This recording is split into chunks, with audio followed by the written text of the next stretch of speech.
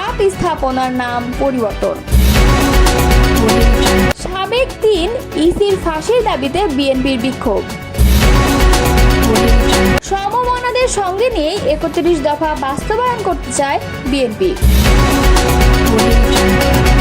অবিলম্বে পুশিনের ঘটনা বন্ধ করুন, এমনটাই মন্তব্য করেছেন লায়ন ফারুক। এতক্ষণ শুনছিলেন সংবাদ শিরোনাম, এবারে বিস্তারিত।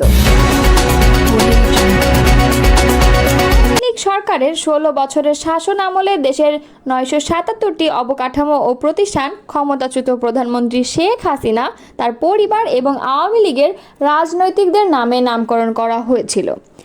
এসবের মধ্যে ছিল সেনানিবাস, বিমান ঘাঁটি, নৌবাহিনীর জাহাজ, মেগা প্রকল্প, সড়ক, স্থাপনা, স্কুল, কলেজ, বিশ্ববিদ্যালয়, হাসপাতাল সহ গবেষণা প্রতিষ্ঠান এবং অন্যান্য অবকাঠামো।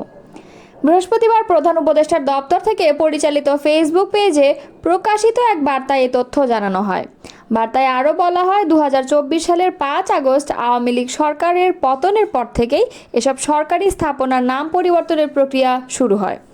শেখ হাসিনা, বঙ্গবন্ধু ও আওয়ামী লীগ সংশ্লিষ্ট অন্যান্য নাম সরিয়ে ফেলে জেলার নাম কিংবা ঐতিহাসিক প্রেক্ষাপটে নতুন নামকরণ করা হচ্ছে।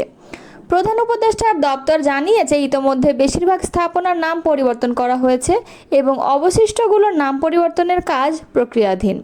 এছাড়া বার্তায় দাবি করা হয়, বিভিন্ন স্থানে শেখ মুজিবুর রহমানের মুরাল ও ভাস্কর্য অপসারণ করা হয়েছে। ফেসবুকের বার্তায় আরও উল্লেখ করা হয়, রাজধানীর বঙ্গবন্ধু এভিনিউয়ের নাম পরিবর্তন করে বুয়েট ছাত্রলীগের হাতে নিহত আবরার ফাহাদের নামে শহীদ আবরার এভিনিউ লেখা হয়েছে। একইভাবে ২০২৪ সালের ৫ আগস্ট সরকারের পতনের দিনই ঢাকার গুরুত্বপূর্ণ এক্সপ্রেসওয়ের নাম পরিবর্তন করে জাতির পিতা ইব্রাহিম এক্সপ্রেসওয়ে করা হয় বলে বার্তায় দাবি জানিয়েছে। সাবেক ৩ নির্বাচন কমিশনারের ফাঁসির দাবিতে কুড়িগ্রামের উলিপুরে বিক্ষোভ সমাবেশ করেছে বিএনপি। আজ বৃহস্পতিবার পৌর শহরের কেন্দ্রীয় শহীদ মিনারের পাশে এই সমাবেশ অনুষ্ঠিত হয়। যুবদল নেতা আলমগীর হোসেনের সঞ্চালনায় সমাবেশে বক্তব্য দেন উপজেলা বিএনপির সদস্য সচিব হায়দার আলী মিয়া, যুগ্ম আহ্বায়ক আব্দুর রশিদ সরকার এবং এরশাদুল হাবিব নয়ন, পৌর বিএনপির সদস্য সচিব সোলাইমান আলী সরকার, যুবদলের আহ্বায়ক তৌফিকুর রহমান লাবলু, মহিলা দলের নেত্রী রিনা বেগম এবং ছাত্র দলের আহ্বায়ক মাহমুদুল হাসান বিপুল প্রমুখ। এ সময় বক্তারা সাবেক ৩ নির্বাচন কমিশনার কাজী রকিবউদ্দিন আহমদ, নুরুল হুদা এবং হাবিবুল আওয়ালের দৃষ্টান্তমূলক শাস্তি দাবি করেন। তারা বলেন, ২০১৪, ১৮ ও ২৪ সালে এই ৩ নির্বাচন কমিশনার দেশের মানুষের ভোটাধিকার বঞ্চিত করে। বিতর্কিত ও একতরফা নির্বাচনের মাধ্যমে ফ্যাসিস্ট হাসিনাকে দানবে পরিণত করেছিল। ওই ৩ নির্বাচনে মাঠ পর্যায় সহ যারা প্রহসনের সঙ্গে জড়িত ছিল তাদের সবার বিচার দাবি করছি। ১২ দলীয় জোটের অন্যতম শীর্ষ নেতা ও ন্যাশনাল লেবার পার্টির চেয়ারম্যান লায়ন মোহাম্মদ ফারুক রহমান ভারতের উদ্দেশ্যে বলেছেন, আপনারা জাতিসংঘের রেজুলেশন অনুযায়ী চলার চেষ্টা করুন। কোনো অসঙ্গতি দেখলে দ্বিপক্ষীয় আলোচনার ভিত্তিতে সমাধানের চেষ্টা করুন এবং অবিলম্বে পুশিনের ঘটনা বন্ধ করুন। বৃহস্পতিবার জাতীয় প্রেস ক্লাবের সামনে দেশ বাঁচাও মানুষ বাঁচাও আন্দোলন আয়োজিত এক নাগরিক সমাবেশে একথা বলেন তিনি।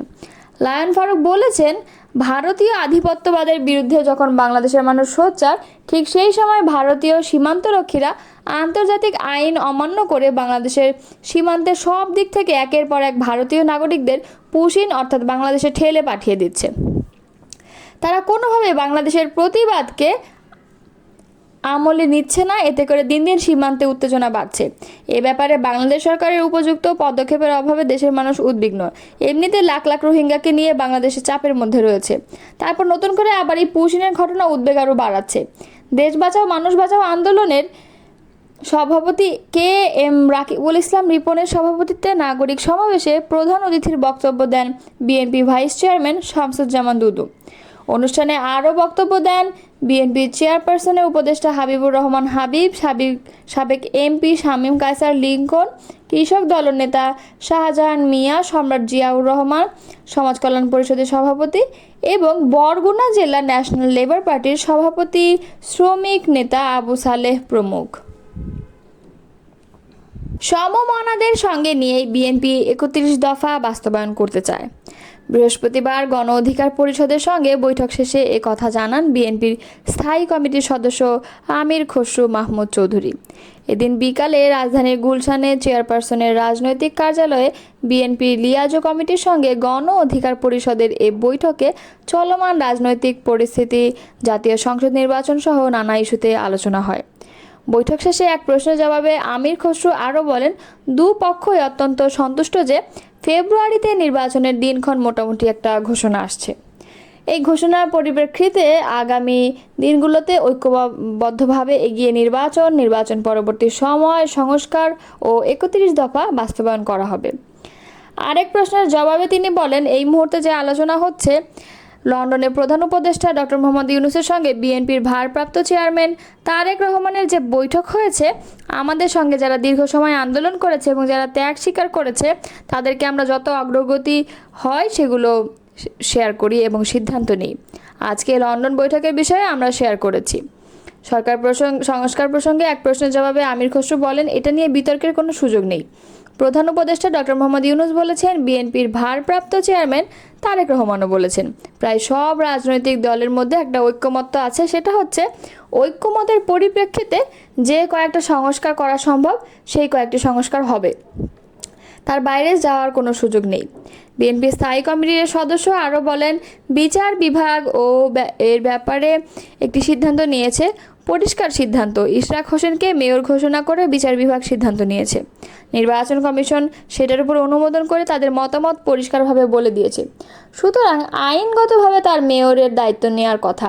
দৃঢ়ভাবে বিশ্বাস করি, আইনের শাসনে যদি বিশ্বাস করে থাকি, তাহলে ইশরাকের দায়িত্ব নেওয়াটা খুবই স্বাভাবিক। আর আমরা সরকারের সিদ্ধান্তের অপেক্ষায় আছি। আমির খসরু ছাড়াও এই বৈঠকে বিএনপি স্থায়ী কমিটির সদস্য ইকবাল হাসান মাহমুদ টুকু ও ভাইস চেয়ারম্যান বরকতুল্লাহ বুলু উপস্থিত ছিলেন। অন্যদিকে গণ অধিকার পরিষদের পক্ষ থেকে বৈঠকে দলের সাধারণ সম্পাদক মোহাম্মদ রাশেদ খান, সিনিয়র সহসভাপতি ফারুক হাসান, সিনিয়র যুগ্ম সাধারণ সম্পাদক হাসান আল মামুন, উচ্চতর পরিষদের সদস্য খালিদ হোসেন এবং হাবিবুর রহমান রিজু উপস্থিত ছিলেন। গণ অধিকার পরিষদের সাধারণ সম্পাদক রাশেদ খান বলেছেন, বৈষম্য বিরোধী ছাত্র আন্দোলন নামক প্ল্যাটফর্মের নেতৃত্বে এ দেশের লাখ লাখ মানুষ সমবেত হয়ে স্বৈরাচার বিরোধী আন্দোলনে সম্পৃক্ত হয়। এরপর এই প্ল্যাটফর্মে নেতারা রাজনৈতিক দলের গঠনের প্রেক্ষিতে গত ৭ মার্চ সাংবাদিকদের এক প্রশ্নের জবাবে নাহিদ ইসলাম বলেন, বৈষম্য বিরোধী ছাত্র আন্দোলন এখন আর আগের জায়গায় নেই, সেখান থেকে একটি ছাত্র সংগঠন তৈরি হয়েছে। তিনি বলেন, বৈষম্য বিরোধী ছাত্র আন্দোলন ও জাতীয় নাগরিক কমিটির উদ্যোগে একটি রাজনৈতিক দল তৈরি হয়েছে বলে বৈষম্য বিরোধী বা সমন্বয়ক বলে যে পরিচয়টা এখন আর এক্সিস্ট করে না সেই অর্থে। কিন্তু অতি সম্প্রতি সেই প্ল্যাটফর্মের কাউন্সিল অনুষ্ঠিত হয়েছে। এনসিপি সম্পৃক্ত নেতারা ভোটার হন, এনসিপির কার্যালয়ে ভোট অনুষ্ঠিত হয়। এই প্ল্যাটফর্ম এখন নতুন